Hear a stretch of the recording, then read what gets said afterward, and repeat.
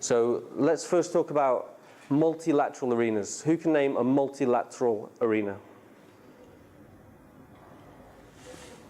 Okay, you've already spoken, so let's have somebody who hasn't spoken. Yep. Say UN, for example. UN, the classic multilateral arena. It's the place where peace and world peace is promoted through harmony between nations and deciding, what's the best course of action for us all and avoiding conflict. Does it work? Okay, let's just do a show of hands. Who thinks that the UN works? Put your hand up.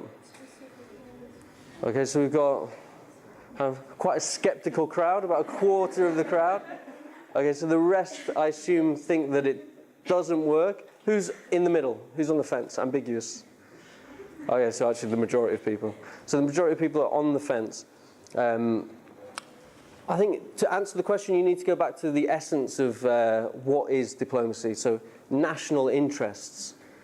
If you have an arena in which there are competing national interests, often you will have discord, disharmony, and no agreements being made. This is actually the downfall of the UN. I think it's a successful model.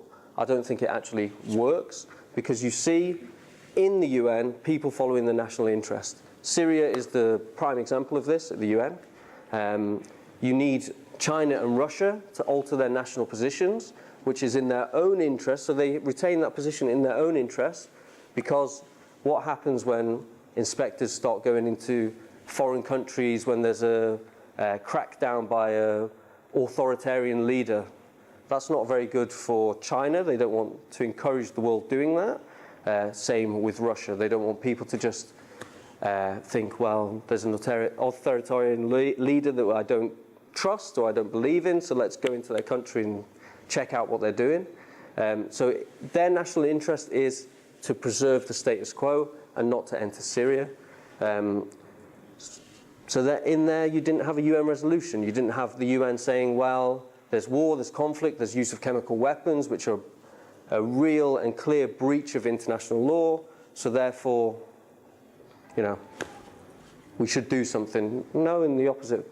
You had actually the opposite, which was that the UN could do nothing. So the UN, I think, highlights the national interest argument. Who can think of another multilateral organization? NATO, good. Any others? EU. EU, good. GA. Yep. WTO. WTO. So you can start to rank the international institutions in terms of their ability to achieve your national interest. So let's take, for example, the EU.